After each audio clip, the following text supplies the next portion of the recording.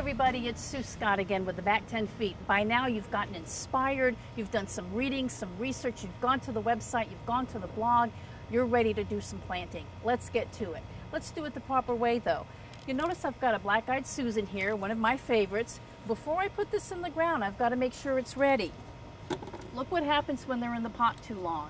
Look at these roots, how bound they are. See that? This is not good. You can't plant this in the ground. Let's come out a little wider. I'm going to show you what needs to be done. Before this plant can go in the ground, I've got to be cruel to be kind. Look at what I'm doing, folks. All those roots are coming right off. Look at that. Pulling it right off the plant. Now, these roots are ready to go into the surrounding soil. Look what I'm doing here. I'm scoring these roots. Look at this. I'm getting dirty. Let's get down and dirty. Look what I'm doing. I'm really attacking these roots. Why? I want them to grow into the surrounding soil when I put it in the ground. Okay? Let's come on back out and I'm going to show you what I mean. Now when I dig the hole, you'll notice I'm not going to dig a hole as deep as this pot because the plant is not that deep. I'm going to dig a hole only this deep. I'm not going to dig it in a V formation like most of us tend to do. I'm going to make it round, just like that plant. Round, a little bit bigger than this, and flat on the bottom. Before I bury the plant, I'm going to put it in the hole, see that it's not below the surface of the soil. If it's above, that's good. If it's below, that's not good. You don't want the plant below the surface. You want it a little above or even, okay? Then I'm going to make sure it's touching soil, and I'm going to pack the surrounding soil in nice and tight. I want these roots to touch soil, not air. If they touch air, they can die, okay? That's the planting technique we're going to use. Now we're going to talk about mulch. Once you've got your plant in the ground, remember, we're not using any chemicals. But the plants do need a few micronutrients that they get from mulch, organic mulch. Not rocks, okay, not pavers, mulch from plants that used to be alive.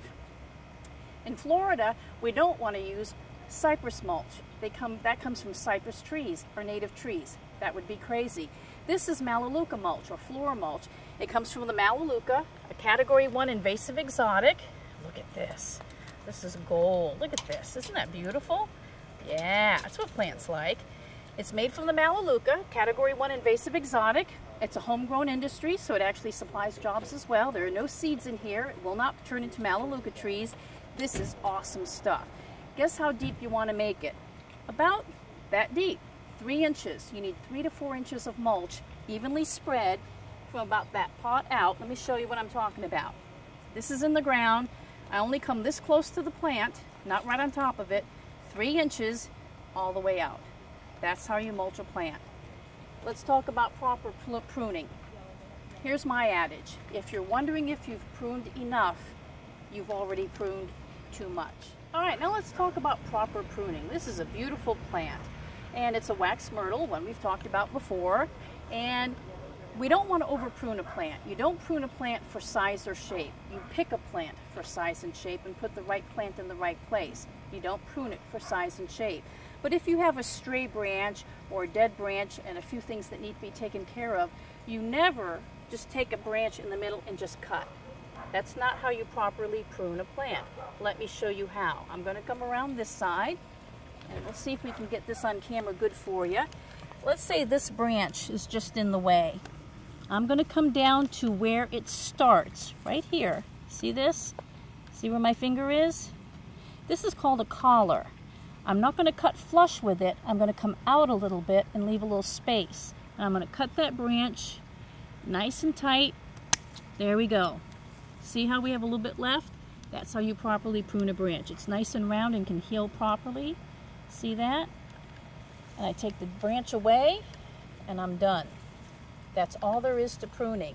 And guess what? I am done. Remember what I said. If you're wondering if you've pruned enough, you've already pruned too much. And of course, we've got recommended reading for all of you out there. And for this show, I'd like to recommend Caterpillars in the Field and Garden and Florida's Best Native Landscape Plants, both of which are available at your local libraries, Amazon, wherever you want to buy your book. Caterpillars in the Field and Garden, I'd like to mention too, co-authored by my good friend Tom Allen. And Tom is no longer with us, but Tom was a true friend of the environment and of wildlife. And boy, it's hard to talk about him. He is much missed. And Sandy, if you're out there watching, we love you. And Tom, wherever you are, we love you too. As always, be sure to visit us at www.back10feet.blogspot.com. That's www.back10feet.blogspot.com. Each week there's a new post, there's new information, new videos, new mini movies, so please join us as often as you can. And thanks for being with us today on episode 2 of The Back 10 Feet. And just remember, there are more episodes to come, and I can't wait to see you then.